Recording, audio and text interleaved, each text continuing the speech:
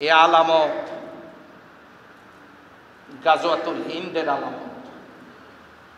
আল্লাহ নবী বলেছেন হিন্দুস্তানের সাথে একটা যুদ্ধ হবে। এ আলামত হযরতে ঈসা আলাইহিস সালামের আগমনের পূর্বাভাস। এ আলামত ইমাম মাহদী আগমনের পূর্বাভাস। এই জন্য এই সময়টা খুব critical.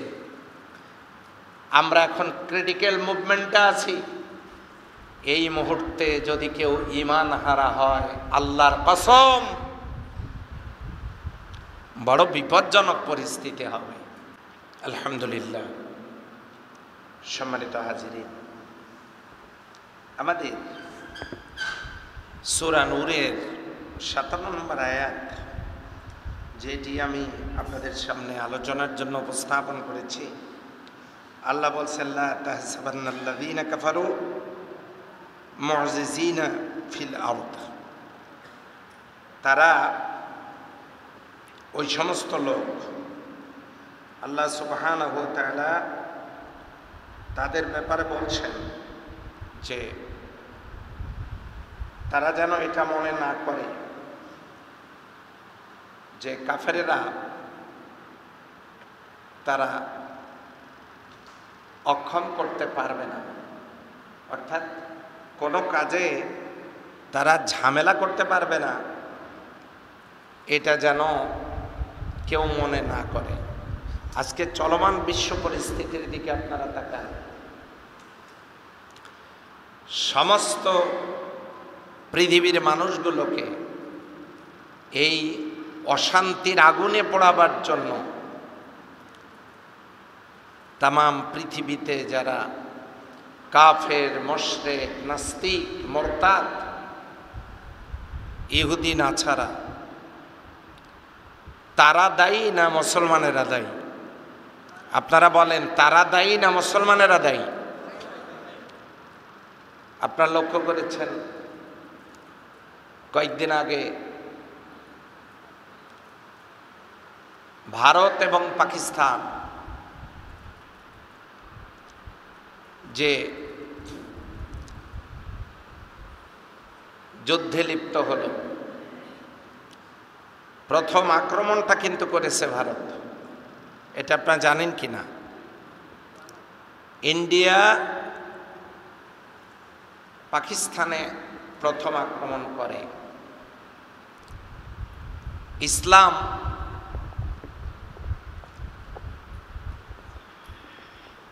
Not offensive, Islam always defensive. Islam আগে আক্রমণ করে না। ইসলাম যদি আক্রান্ত হয়, ইসলাম প্রতিরোধ গড়ে তোলে। ইন্ডিয়া পাকিস্তানকে আক্রমণ করল, সেখানে আপনারা দেখেছেন নারী, শিশু, বৃদ্ধ মিলে প্রায় ২৫ জনকে তারা হত্যা করল। পাকিস্তান সরকার এটা মেনে নিতে পারেনি, তারা পাল্টা আক্রমণ চালিয়েছে। এখন দুই দেশ মিলে যুদ্ধের দামামা বেজে চলছে। কথা ঠিক নয় কি? আপনারা তো মনে করেন ভিন দেশে কিছু হচ্ছে তাতে আমাদের কি?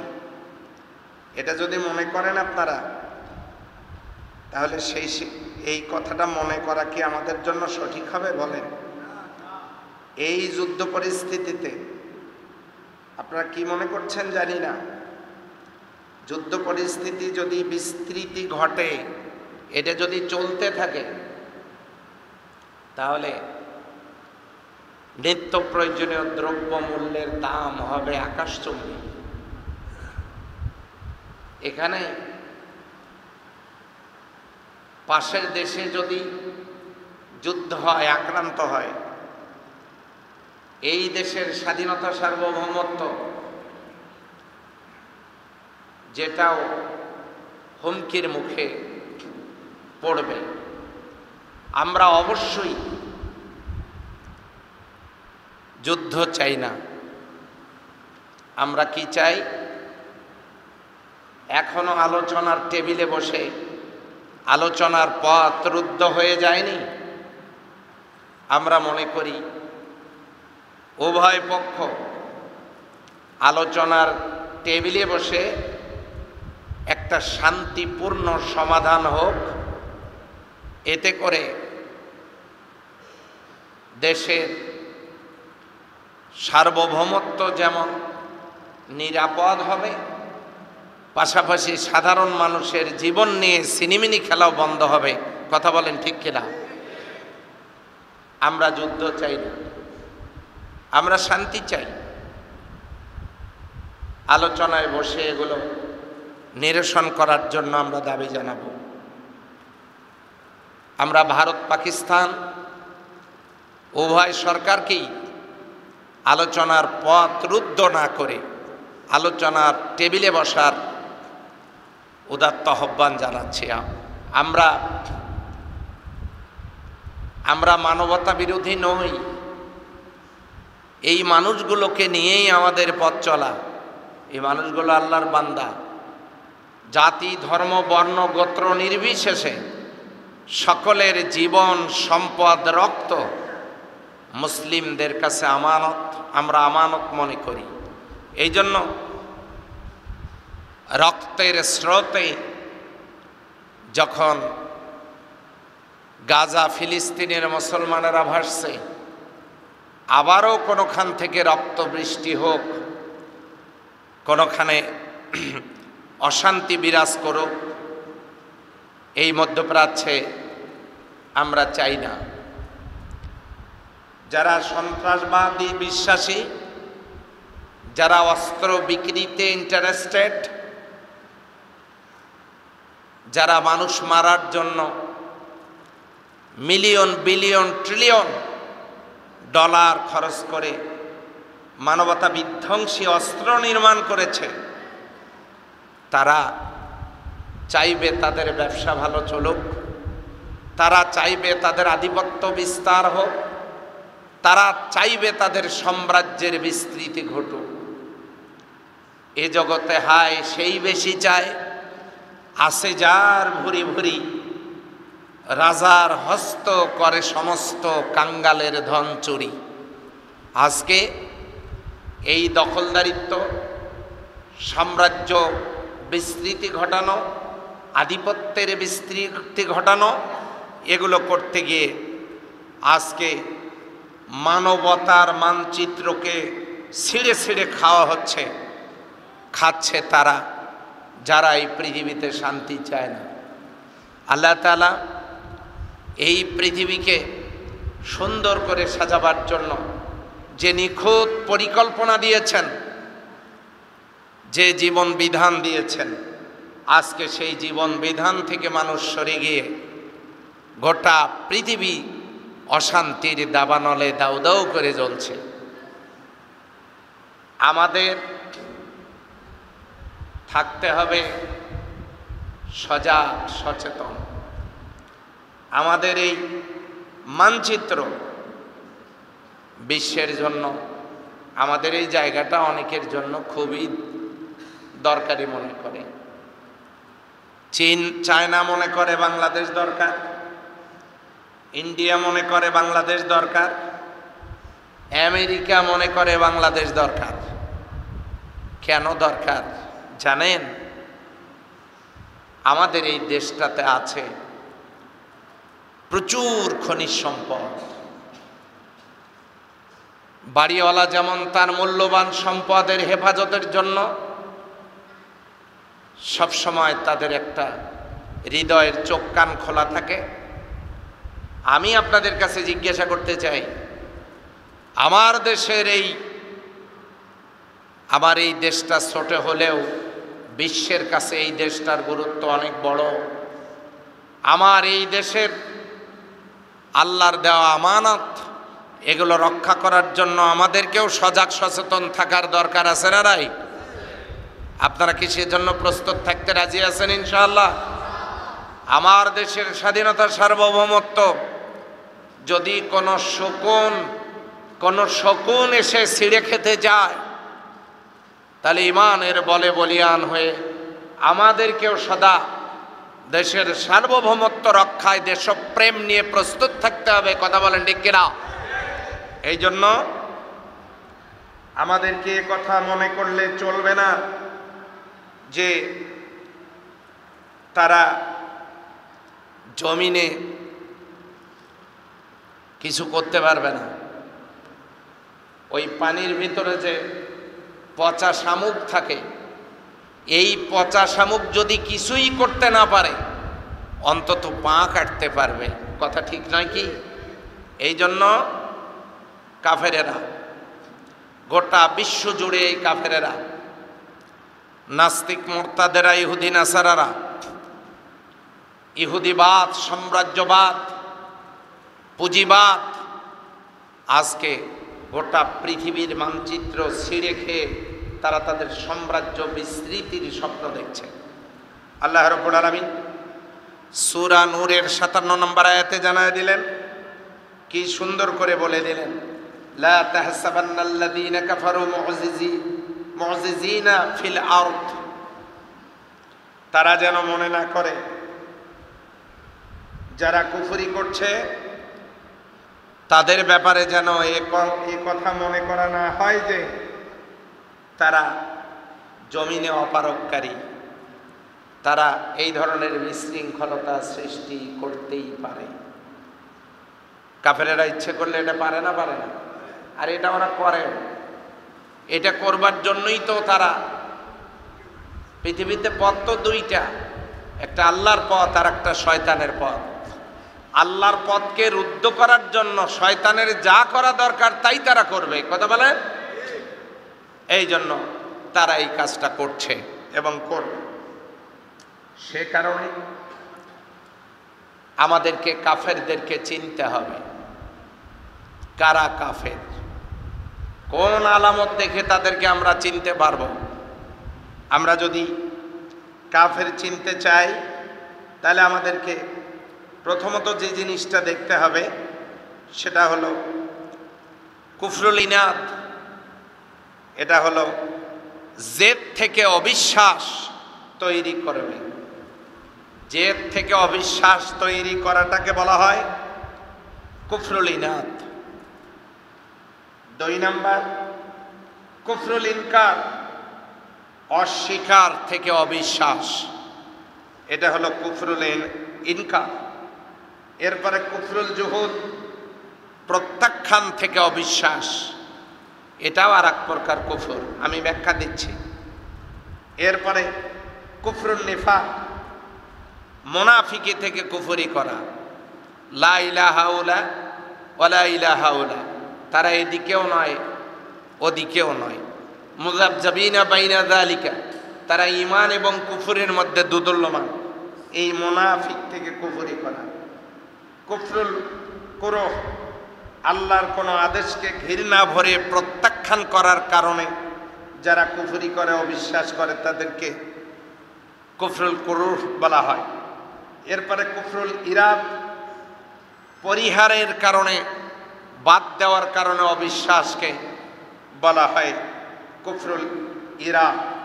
এখন যদি আমরা এই কুফরি সম্পর্কে আরো বিস্তারিত জানতে চাই তাহলে আমাদেরকে কোরআনুল কারীমের আয়াত থেকে এটা জানতে হবে। মূলত কুফরিটা 2 প্রকার। এক প্রকার কুফরি হচ্ছে এমন কুফর যা ইসলাম থেকে টোটালি বের করে দেয়। আপনারা কি ঘুমাচ্ছেন? ঘুমাচ্ছেন যারা, ওযু করে আসেন। কেউ কি ঘুমাচ্ছেন নাকি? হ্যাঁ, আপনারা পরিশ্রান্ত আমি জানি, কিন্তু আজকে তো ঘুমালে চলবে না। এই যে এনাকে একটু জাগায় দেন। জি, ঘুমাইলে ওযু করে আসতে হবে, ঘুমালে তো ওযু থাকার কথা না। এই জন্য আমি কি ঘুম পাড়ার জন্য 15 মিনিট বিরতি দেব নাকি? কি আপনারা চান নাকি যে 15 মিনিট বিরতি দেই? এই টাইলস, ঠান্ডা টাইলসে আপনারা 15 মিনিট ঘুমান, পরে সবাইকে ডেকে নিয়ে আবার খুতবা শুরু করবো, এরকম করবো নাকি বলেন? হ্যাঁ, খেয়াল করেন কুফরি কয় প্রকার? মূলত দুই প্রকার। এক প্রকারের কুফরি হচ্ছে যেটা ইসলাম থেকে বের করে দেয় একবারে। কাফের মানে যিনি ঢেকে রাখেন, কুফরি করা, অস্বীকার করা, অবিশ্বাস করা, প্রত্যাখ্যান করা, ঢেকে রাখা, চাপা দিয়ে রাখা, গোপন রাখা, প্রকাশ হতে না দেওয়া, এগুলো সবগুলো কুফরি। এই কুফরি দুই প্রকার। আগে বলেছি 5 প্রকার, এখন বলতেছি 2 প্রকার। তার আবার 1 নাম্বারটা আবার 5 প্রকার। লক্ষ্য করে দেখেন কে কোন পর্যায়ে পড়ি, একটু খেয়াল করা দরকার। কুফরি এমন প্রকার কুফর যা ইসলাম থেকে টোটালি বের করে দেয়। তার 1 নাম্বারটা কি? মিথ্যা আরোপ করে কুফরি করা।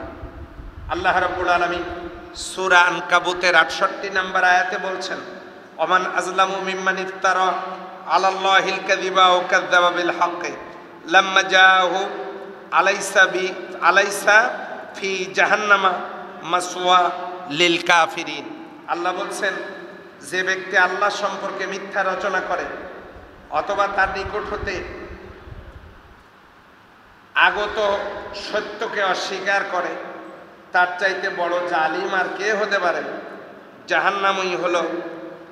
জাহান্নামই কি কাফেরদের আবাসস্থল নয়? অর্থাৎ আল্লাহ তাআলা যে বিধিবিধান নাজিল করেছে এইটাকে কেউ যদি মিথ্যা প্রতিপন্ন করে আর কি করে, এইটাকে কেউ যদি অস্বীকার করে, তার চাইতে বড় জালিম আর কে হতে পারে? তাহলে এই রকম কুফরি যদি হয়, এই লোকটা ইসলাম থেকে বের হয়ে যাবে। তাহলে আল্লাহ তাআলার কোনো বিধানকে অস্বীকার করার সুযোগ আমাদের আছে কি? বলেন, আছে? এখন আসেন, আমরা কি আল্লাহর সবগুলো বিধিবিধান মানি? মানি না। এই সূরা নূরেই আছে, ইয়া আইয়ুহাল্লাযীনা আমানু লা তাদখুলু বুয়ুতান গায়রা বুয়ুতিকুম হাত্তা তাস্তানিসু ওয়া তুসাল্লিমু আলা আহলিহা। হে ইমানদারেরা, তোমরা কারো ঘরে প্রবেশ করো না সালাম দিয়ে অনুমতি না নেওয়া পর্যন্ত। আমরা বলেন তো, সালাম দিয়ে অনুমতি নিয়ে কয়জন অন্যের ঘরে প্রবেশ করি?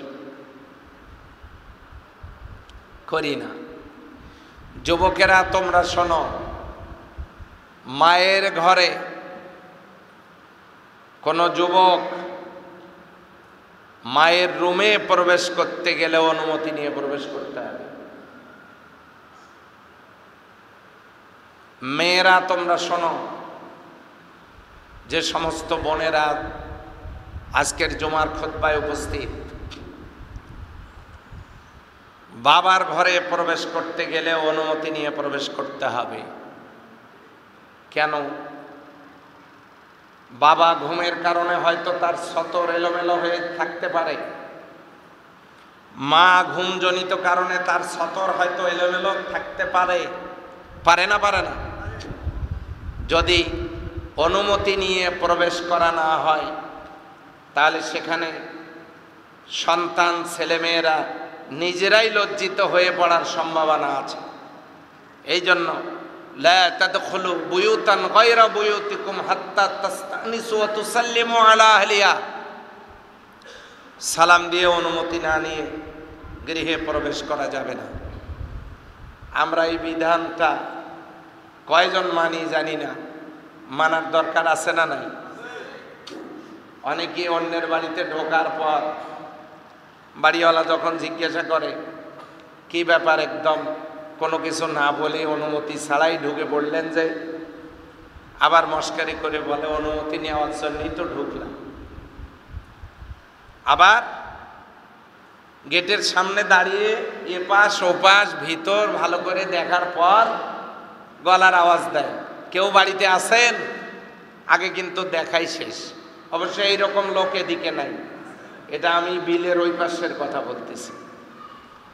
তো আল্লাহর বিধিবিধান এগুলো আমাদের মানা দরকার। মানার মাঝে কল্যাণ আছে না নেই? আমরা শুধু নামাজের বিধান মানব, পর্দার বিধান মানব না, রোজার বিধান মানব, আবার জাকাতের বিধান মানব না, হজের বিধান মানব, কিন্তু জাকাতের বিধান মানব না। আমরা দেখা যাচ্ছে যে একটা মানব আর একটা মানব না, তাহলে হবে না। এই জন্য আল্লাহর বিধিবিধানগুলোকে স্বীকার করা, মান্য করা, এগুলোকে অস্বীকার করা আর এগুলো গুরুত্বহীন মনে করে প্রত্যাখ্যান করলে কেউ ইমানদার থাকতে পারবে না। এটা হলো 1 নাম্বার। এবারে 2 নাম্বার, সত্য বলে জানার পরেও অহংকার করে কুফরি করা।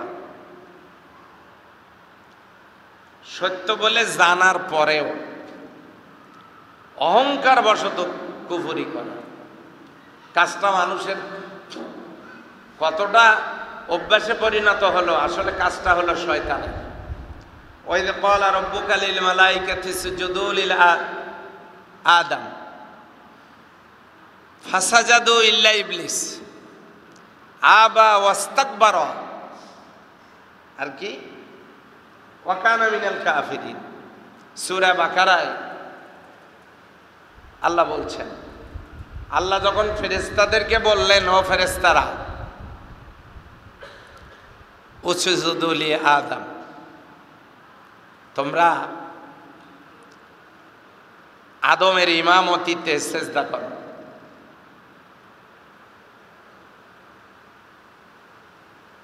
কেন করতে হবে? আমার দিকে তাকান। আল্লাহ তাআলা যখন পরিকল্পনা ব্যক্ত করলেন, ইন্নী জাইলুন ফিল আরদে খলিফা, আমি এই জমিনে প্রতিনিধি সৃষ্টিকারী।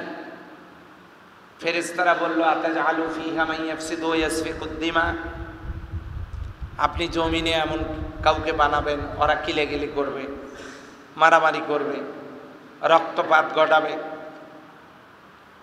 ওয়া নাহনু নুসাব্বিহু বিহামদিক ওয়া নুকদ্দিসু লাকা, আমরাই তো আপনার পবিত্রতা প্রশংসা বর্ণনা করতেছি। মানে ফেরেশতাদের কথা হলো যে এটাই কি যথেষ্ট নয়? আপনি আবার মানুষ বানাবেন কেন? ওরা তো কিলেকিলি করবে, রক্তারক্তি করবে, দাঙ্গা হাঙ্গামার সৃষ্টি করবে। আল্লাহ বলেন, ইন্নী আলামু মা লা তা'লামুন, আমি যা জানি তোমরা তা জানো না। আল্লাহ মানুষ বানালেন, ফেরেশতাদেরকে বললেন,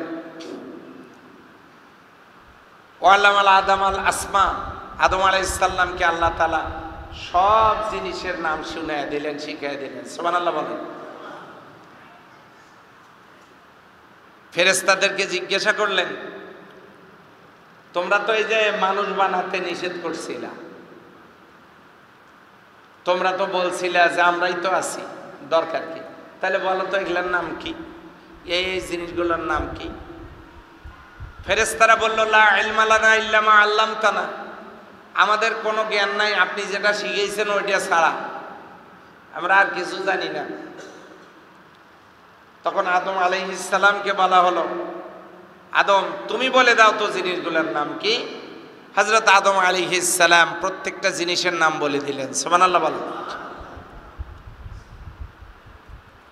তখন আল্লাহ ফেরেশতাদেরকে বললেন, দেখলা আদম আলাইহিস সালাম পারলেন, সে পারলো, তোমরা পারলা না, অতএব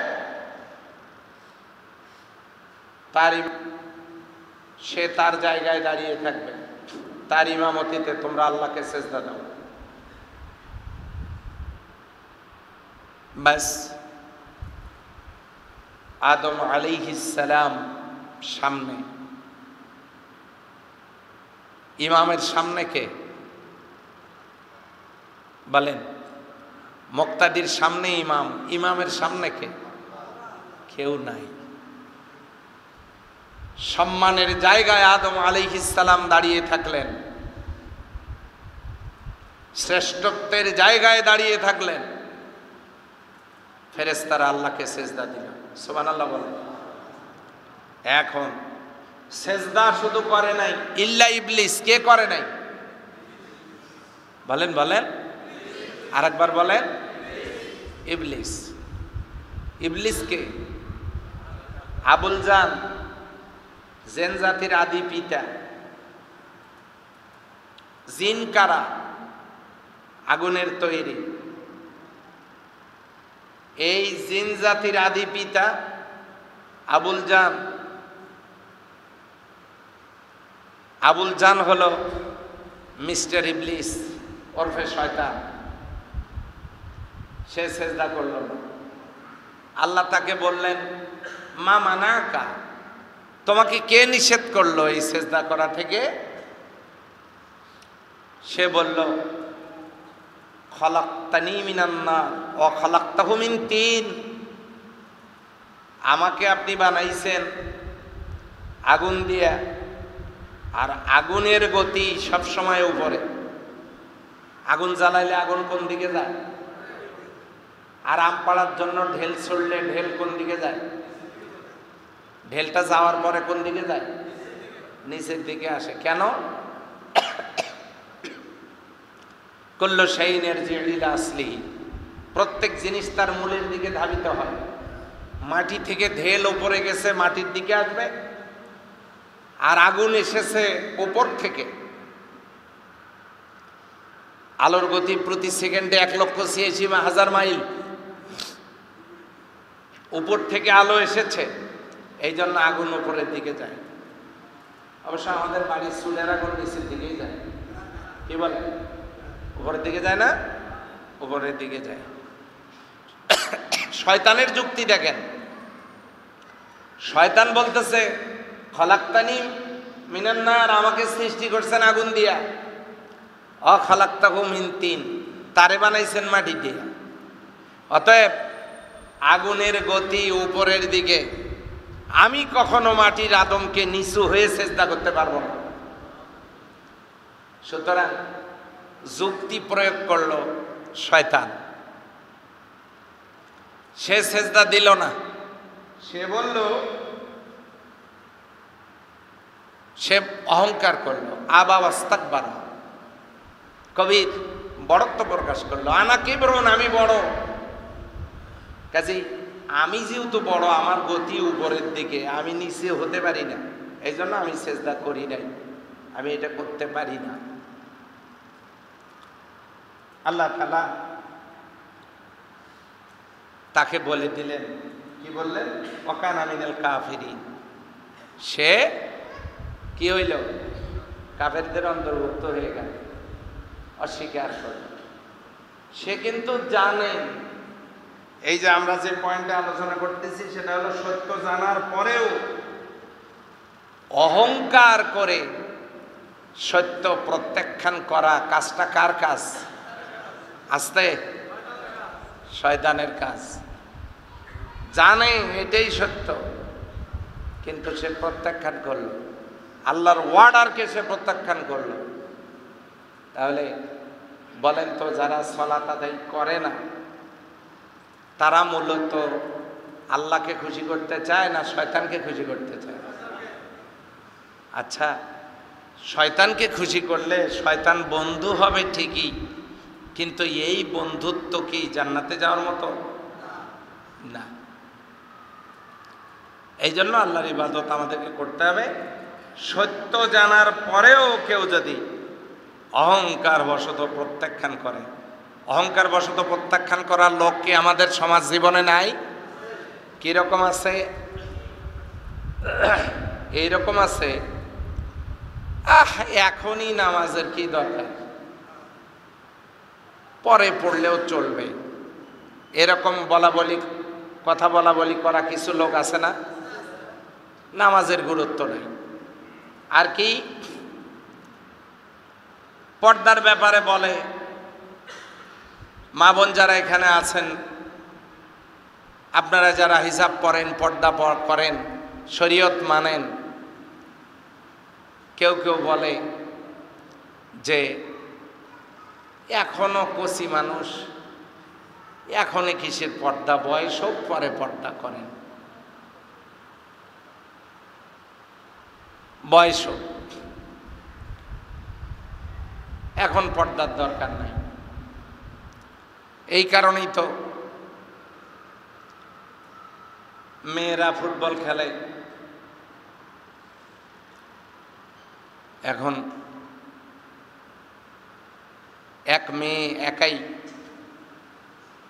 গোল দিয়েছে 5টা না 6টা। তো ছেলেরা অনেক আনন্দ করতেছে।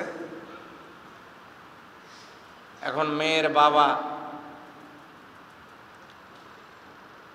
তাকে গিয়ে লোকেরা বলতেছে, আপনার মেয়ে যা খেললো একা এতগুলো গোল দিয়েছে।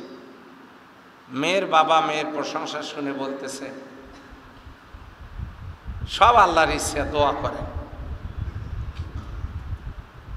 দোয়া করেন। মেয়ে হাজার হাজার মানুষের সামনে ফুটবল খেলতেছে, দোয়া করেন।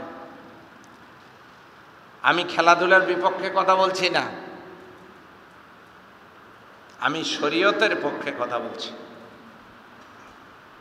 খেলাধুলাকে আমি নিরুৎসাহিত করছি না, আমি শরীয়ত নিয়ে কথা বলছি।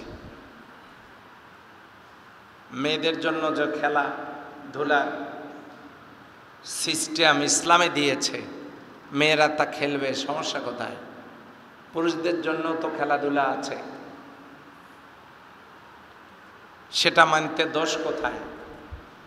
কিন্তু যে খাদ্য খাইবার তরে তোমার স্বাধীনতা গেল, ইহার চেয়ে স্বাধীন মরণ হাজার গুণে ভালো। যে কাজ করতে গিয়ে ইমান, আকিদা, দ্বীনের তাহজিব, তামাদ্দুন সব চলে গেল, ওই কাজ করে আমার পরকাল নষ্ট করে লাভটা কি? এটাও আমাদেরকে ভাবতে হবে, কথা ঠিক নয় কি? এই জন্য সত্য জানার পরেও কেউ যদি অহংকার বশত প্রত্যাখ্যান করে, এটা কুফরি। যে কুফরি করলে তার আর সে আর ইমানদার থাকতে পারবে না। এরপরে সন্দেহের কুফরি, আর এটি হচ্ছে খারাপ ধারণা করা। কিরকম? এটা এমন যে কিছু লোক সন্দেহের বশবর্তী হয়ে খারাপ ধারণা করা। যেমন একটা জান্নাত, জান্নাত সে সেখানে গেল এবং সে সন্দেহ করছে সব ক্ষণস্থায়ী, সুতরাং এই জান্নাতও ধ্বংস হয়ে যাবে, এটাও চিরদিন থাকবে না। অথচ আল্লাহ বলছেন খালিদিনা ফিহা আবাদা, সেখানে তারা চিরদিন থাকবে। এটা জানার পরেও তারা নির্দিষ্ট কোনো জিনিসের প্রতি ঈমান আনার পরেও সেখানে সন্দেহ পোষণ করে। মরবে এটা জানে, তারপরেও তারা এই মৃত্যুতে সন্দেহ পোষণ করে, যে কোনো সময় মারা যেতে পারে। আমি আজকেও সকালে একটা জানাজা শেষ করে এখানে এসেছি। ওই কাদিরাবাদের ওখানে কোচার পাড়ায় একজন সম্মানিত শিক্ষক,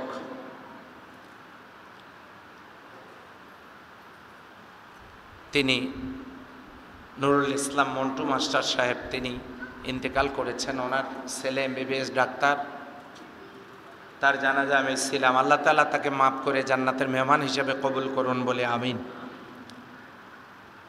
তাহলে মৃত্যু কার কখন আসবে সেটা নিয়েও তামাশা করা হয়, সন্দেহ পোষণ করা হয়। সাপের বিষ আছে, বিশ্বাস করি, সবল দিলে মারা যাব।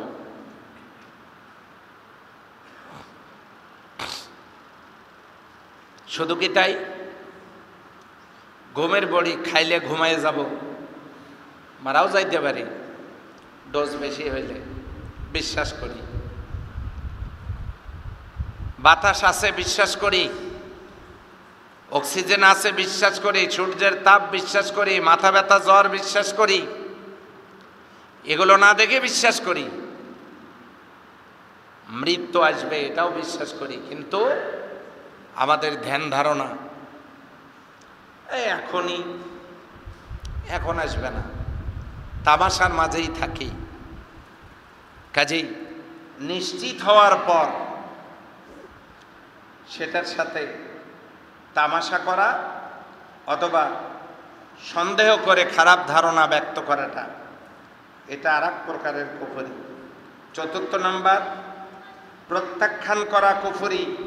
আল্লাহ বলেন আল্লাযীনা কাফারু আম্মা উনজিরু মুরিদুন, যারা কাফের তাদেরকে যা থেকেই সতর্ক করা হয়েছে তারা তা থেকে মুখ ফিরিয়ে নিয়েছে। মনের মধ্যে সত্যটা জায়গা দখল করে থাকে না, মুহূর্তের মধ্যে সিদ্ধান্ত চেঞ্জ হয়ে যায়। তারা কি করে? তারা সতর্ক করার পরেও বিপদগামী হয়ে যায়, অন্যদিকে মন নেয়। এই কুফরিটা মারাত্মক। এত বলা হয় কিন্তু অনেকেই সেটাকে গুরুত্ব দিতে চায় না। আল্লাহ সুবহানাহু ওয়া তাআলা বলছেন প্রত্যাখ্যান করাটা কুফরি। এরপরে বলা হচ্ছে নেফাকি কুফরি। এর দলিল হিসেবে আল্লাহ বলছেন যালিকা বিআন্নাহুম আমানু সুম্মা কাফারু ফাতুবিআ আলা কুলুবিহিম ফাহুম লা ইয়াফকাহুন। সূরা মুনাফিকুনে আল্লাহ তাআলা বলছেন এটা এই জন্য যে তারা ঈমান আনার পর কুফরি করেছে, ফলে তাদের অন্তরে মোহর মেরে দেওয়া হয়েছে, পরিণামে তারা বোধ শক্তি হারিয়ে ফেলেছে। এই যে সত্য আসার পরেও, সত্য জানার পরেও, ঈমান আনার পরেও তারা কুফরি করেছে। কুফরিটা আপনারা হয়তো বলবেন যে আমরা বুঝতেছি না এই কথাগুলো, এই জন্য আমাদের একটু ঘুম পাচ্ছে। কুফরি হলো এইটা, চলবে কারটা? সবাইকে বলতে পারছে? পারে নাই। চলবে কারটা?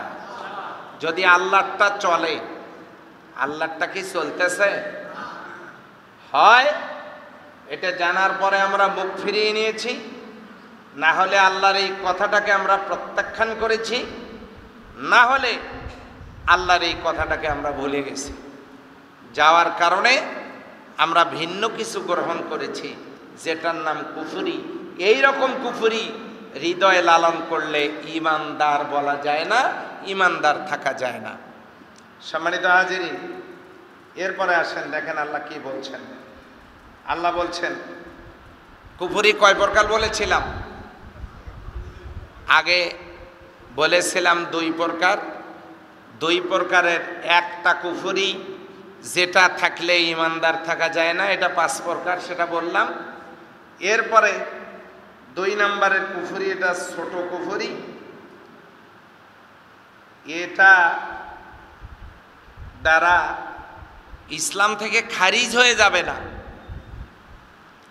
ইসলাম থেকে বাদ পড়ে যাবে না, তবে আল্লাহর নিয়ামতকে অস্বীকার করা হবে।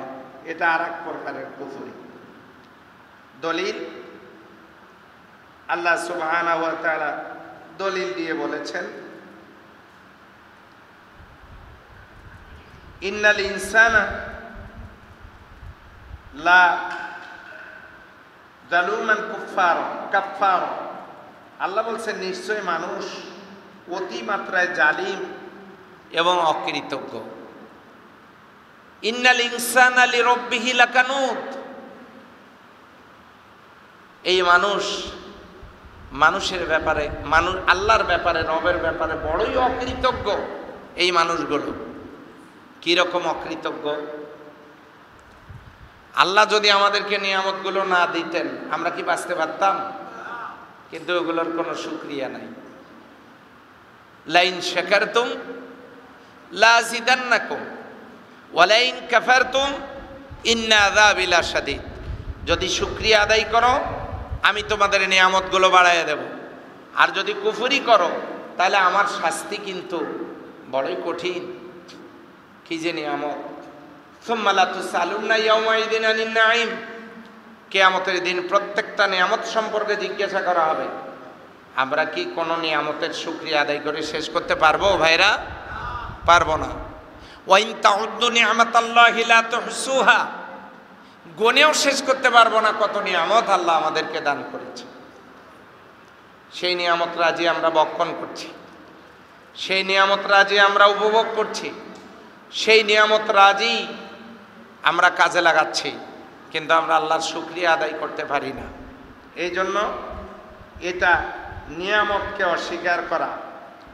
সম্মানিত হাজিরিন, এ কারণে আমাদেরকে চিন্তা করতে হবে যে আমরা যাতে কুফুরির মধ্যে পড়ে না যাই। একটা হলো বড় কুফুরি, একটা হলো ছোট কুফুরি। কুফুরি ছোট হোক আর বড় হোক, আমরা যাতে অস্বীকারী কুফুর কাফের না হই, এ ব্যাপারে আমাদেরকে সজাগ সচেতন থাকতে হবে। কথা ঠিক নয় কি? এরপরে আল্লাহ সুবহানাহু ওয়া তাআলা বলছেন, কি চমৎকার কথা দেখুন, যা আমি আপনাদের সামনে তেলাওয়াত করেছি। সম্মানিত হাজিরিন, আল্লাহ রাব্বুল আলামিন বলছেন পবিত্র কোরআনুল কারীমের সূরা নূরের 57 নম্বর আয়াতে, আল্লাহ বলছেন, লা তাহসাবান্নাল্লাযীনা কাফারু মু'জিজিনা ফিল আরদ ওয়া মাওয়াহুমুন নারু ওয়া বিইসাল মাসির। যারা কুফরি করেছে তাদের ব্যাপারে আপনি কখনো এটা মনে করবেন না যে তারা জমিনে অপারগকারী। এর দ্বারা এই কথাটা বোঝানো হচ্ছে এই কাফেরেরা তারা এই জমিনের রাজত্ব চিরকালেই ধরে রাখবে, মাতবাড়ি করবে। এটা আপনি মনে করবেন না যে তারা আল্লাহকে এখানে অপারগ করে দেবে, আপনাকেও অপারগ করে দেবে, এটা আপনি মনে করবেন না। আজকে হিন্দুস্তান এবং পাকিস্তান, ইন্ডিয়া এবং পাকিস্তান যে লড়াইয়ের ময়দানে তারা আছে, আল্লাহ না করুন, আল্লাহ না করুন, আল্লাহ না করুন, এটি আমরা চাই না এই যুদ্ধের দামামা বেজে উঠুক। আমি শুরুতেই কথাগুলো বলেছি, এটি যদি দীর্ঘস্থায়ী হয় তাহলে একদিক থেকে উপসাগরীয় অবস্থা যেমন ভালো না, অন্য দিক থেকে মধ্যপ্রাচ্যের অবস্থাও ভালো থাকবে না। যখন থাকবে না, পারমাণবিক অস্ত্র যখন প্রয়োগ হবে, পারমাণবিক বোমা যখন বিস্ফোরণ হবে, আচ্ছা বলেন তো, ঘরের দেয়ালের সাথেই যদি অন্য কারো বাড়িতে আগুন লাগে, ওই আগুনের তাপ, ওই আগুনের উত্তাপ, ওই আগুনের ক্ষয়ক্ষতি, ওই আগুনের লেলিহান শিখা কি পাশের বাড়িতে লাগতে পারে না পারে না? এই জন্য আমাদের দেশের চতুর্পার্শ্বে পরিবেষ্টন করে আছে ইন্ডিয়া, আর একদিকে বঙ্গোপসাগর। আমাদের কোনোখানে আল্লাহ ছাড়া আমাদের কোনোখানে আশ্রয় নেওয়ার যাওয়ার কোনো জায়গা নাই। অতএব যুদ্ধের কল্পনা আমাদের জন্য কঠিন। কাজেই বিশ্ব শান্তির জন্য আল্লাহর কাছে দোয়া করা দরকার, যাতে করে এই লেলিহান শিখায় আমরাও দগ্ধ হয়ে না যাই। আমাদের স্বাধীনতা, সার্বভৌমত্ব এগুলো যাতে অক্ষত থাকে। আমাদের দেশের এই 18 কোটি মানুষ, তাদের জীবন সম্পদ, আমার দেশের স্বাধীনতা, সার্বভৌমত্ব, আমার দেশের দ্বীনের তাহজিব, তামাদ্দুন, এটি যাতে অক্ষত থাকে, আমরা যাতে সবাই শান্তিতে বসবাস করতে পারি, সেজন্য আল্লাহর কাছে আমাদের ফরিয়াদ হওয়া দরকার। কথা ঠিক নয় কি? যুদ্ধ দীর্ঘস্থায়ী হলে দ্রব্যমূল্য আমাদের ক্রয় সীমার বাইরে চলে যাবে। এই যে হজ ফ্লাইটগুলো এই দেশ থেকে সৌদিতে যেতে কি পরিমাণ বিড়ম্বনা হচ্ছে, অথবা ফিরে আসতেছে সেখানে বিঘ্নিত হচ্ছে, এটা আমাদের জন্য সুখকর বিষয় নয়। আমরা তাদের যারা এগুলো জিয়ে রাখতে চায়, বিশ্ব পরিস্থিতিকে যারা অশান্ত করতে চায়, কারা চায়? চায় যারা অস্ত্র বানায় বিক্রি করে, তারা চায় যুদ্ধ চলুক, ব্যবসা ভালো চলবে। কথা ঠিক কিনা? যারা দেশের সীমানা সাম্রাজ্য বাড়াতে চায়, তারা চায় যুদ্ধ চলুক, আমি আরো কিছু দখল করতে পারবো। কিন্তু জান যায়, সাধারণ মানুষের, গরিব দুঃখী মানুষের জীবন চলে যায়, সম্পদ চলে যায়। সেজন্য ওরা, হে নবী, আপনি মনে করবেন না তারা অক্ষম করে ফেলতে পারবে, তারা জমিনে সবাইকে অপারগ করে দিতে পারবে। আল্লাহ বলেন, ফালিয়াদহাকু কালিলাম ওয়া লিয়াবকু কাসীরা, তারা হাসুক হাসুক হাসুক, কয়েকদিনের জন্য তারা হেসে নিক। এমন একটা সময় আসবে তারা আর কান্না থামাতে পারবে না। ইন্নাহুম ইয়াকিদুনা কাইদাম ওয়া আকিদু কাইদা ফামাহিলিল কাফিরিনা আমহিলহুম রুয়াইদা। তারা ষড়যন্ত্র করে, আল্লাহ কৌশল করেন। আল্লাহর কৌশলের কাছে তাদের ষড়যন্ত্র নেস্তেনাবুদ হয়ে যাবে সময়ের ব্যবধানে। মাঝখানে এই যুদ্ধ দ্বারা, এই ধরনের অস্ত্রের ঝনঝনানি দ্বারা মানবতার কল্যাণ বয়ে আসে না, আনে না।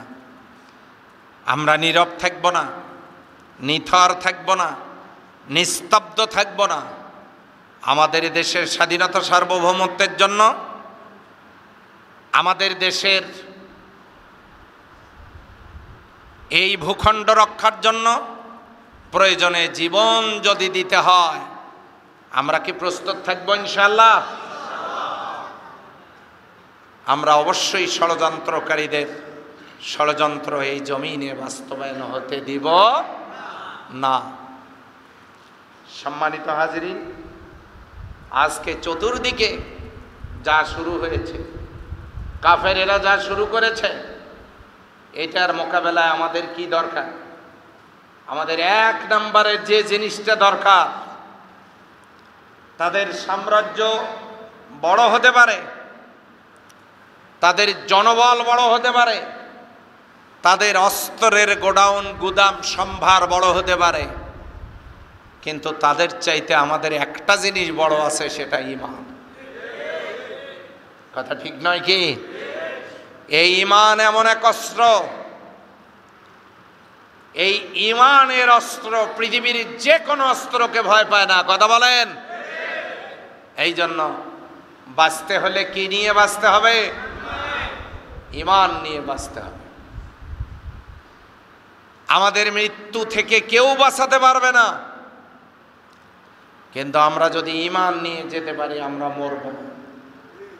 আমাদের ঈমান থাকতে হবে। সম্মানিত হাজিরিন, সেই জন্য এক নম্বরে ঈমানকে তরুতাজা করতে হবে, মরা ঈমানকে জাগাতে হবে, নষ্ট ঈমানকে মেরামত করতে হবে। ভিতরে যত কুফরি, তাগুতি, মুনাফিকি, শিরকি, বেদাতি চিন্তা দ্বারা ঈমান কলুষিত হয়েছে, ওগুলো থেকে আমাদের বেরিয়ে আসতে হবে। আমাদের ঈমানকে তরুতাজা করতে হবে, আল্লাহর গোলাম হতে হবে, এক নাম্বার। আর দুই নাম্বারে কোন কাজটা করতে হবে? দুই নাম্বারে আমাদেরকে ঐক্যবদ্ধ হতে হবে। আমরা যদি আলাদা আলাদা হই, আর যদি ভিনদেশি কোনো শকুন এসে আমাদের সার্বভৌমত্বের উপরে কেউ যদি কোনো শকুন এসে আমাদের মানচিত্র ছিঁড়ে খেতে চায়, তাহলে আমরা জবাব দিতে পারবো না। এই জন্য আমাদেরকে এক থাকতে হবে।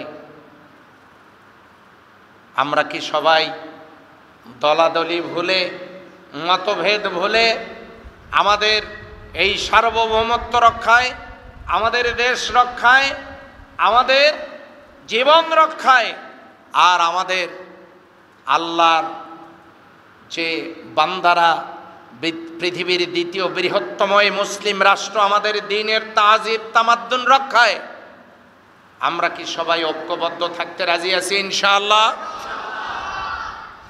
পাশের বাড়িতে আগুন লেগেছে, আমরা বর্ডার ক্রস করতে পারি না, সীমানা রেখা টেনে দেওয়া আছে। আমাদের সতর্ক থাকতে হবে। আমাদের দেশে আমাদের সীমানা পেরিয়ে কোনো আগুনের লেলিহান শিখা যাতে এই দিকে আসতে না পারে।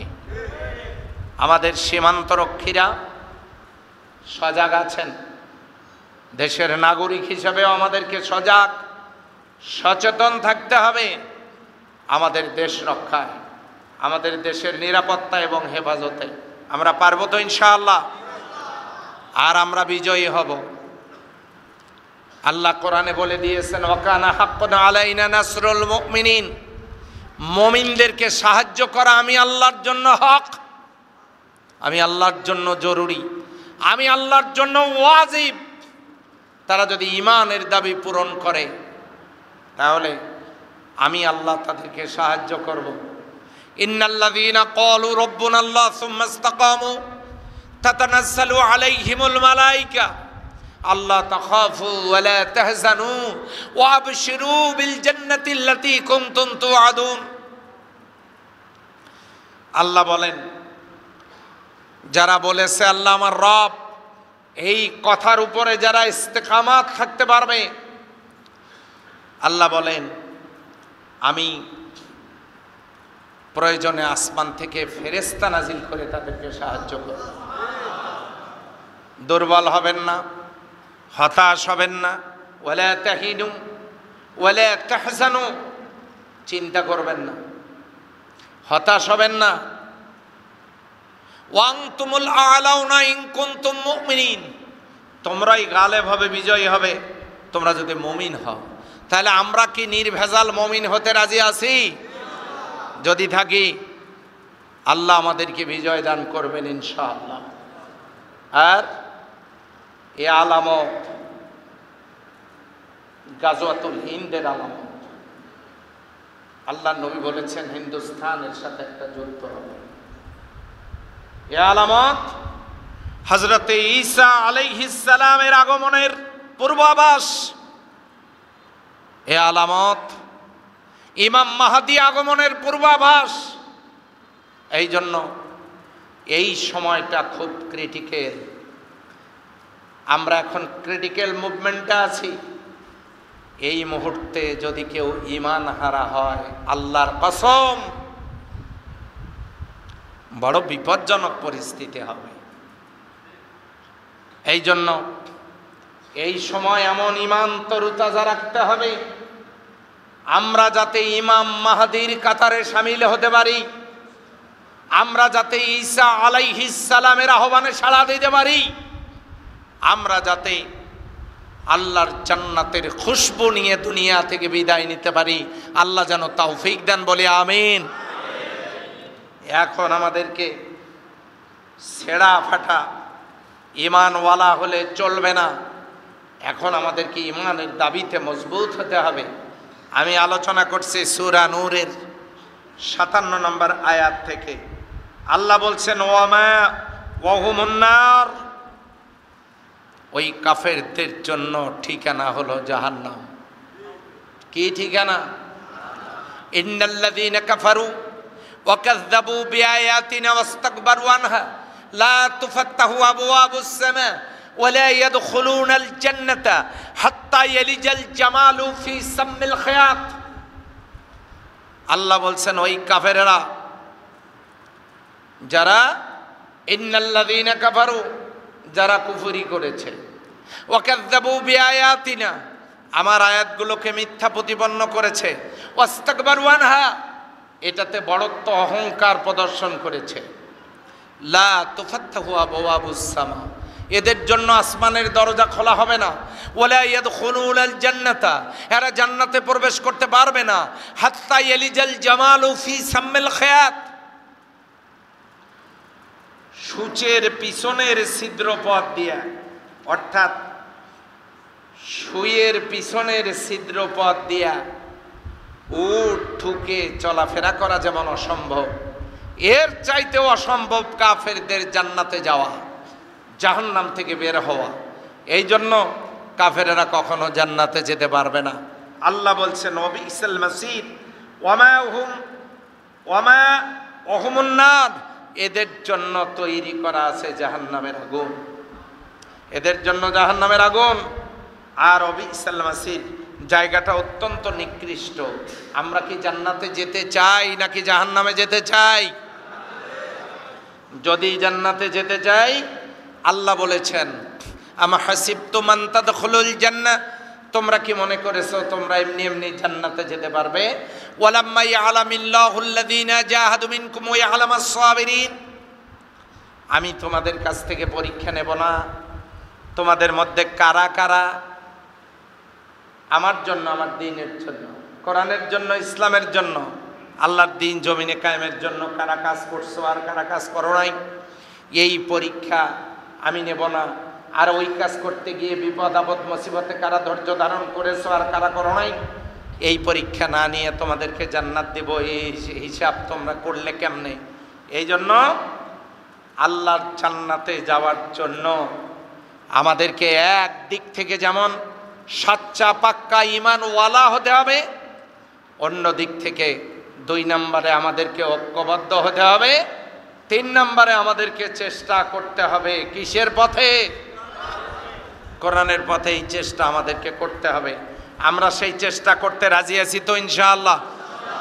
রাজি আছি না ভাই? হ্যাঁ। আর আজকের জুমার খুতবায় সব আলোচনার মূল আলোচনা, পাশের বাড়িতে আগুন লেগেছে, নিজের বাড়ি যেন এই আগুনে ক্ষতিগ্রস্ত না হয়। পাশের বাড়িতে আগুন লাগলে আপনারা কি ঘুমাবেন? সজাগ থাকতে হবে। একটুখানি নির্লিপ্ততা, নীরবতা অথবা চিন্তামুক্ত থাকা, টেনশন মুক্ত থাকা, অথবা অচেতন থাকা আমাদের অনেক গ্লানি বয়ে নিয়ে আসতে পারে। যে কোনো একটা আহ্বান, বেরিয়ে আসতে হবে ঘর থেকে। পারবো ইনশাল্লাহ? হ্যাঁ। আমাদের এই দেশ চতুর্পার্শ্বে আমাদের ভিনদেশীরা, যারা আমাদের কল্যাণ চায় না, এই জন্য তারা চট্টগ্রামের একটা অংশ, রংপুরের একটা অংশ সীমানা রেখা দিয়ে তারা আমাদের দেশ থেকে আলাদা করতে চায়। তারা সাম্রাজ্য বিস্তৃত ঘোড়ায় কেড়ে নিতে চায়। আপনারা দিবেন নাকি? দেবেন? এই জন্য পাশের বাড়ির আগুন যাতে দেশের মধ্যে না ঢোকে, নিজের বাড়িতে না ঢোকে, সজাগ থাকবেন। আপনাদের সকলকে ঈমানের বলে বলীয়ান হয়ে দেশপ্রেম, দেশের প্রতি ভালোবাসা, মুসলিম হিসেবে আমাদের পারস্পরিক গভীর সম্পর্কে একটা দৃষ্টান্ত উপস্থাপনের উদাত্ত আহ্বান জানিয়ে সকলের সুস্বাস্থ্য কামনা করে আজকের মতো শেষ করছি। সুবহানাকাল্লাহুম্মা ওয়া বিহামদিকা আশহাদু আল্লা ইলাহা ইল্লা আনতা আস্তাগফিরুকা ওয়া আতুবু ইলাইক। ওয়াসসালামু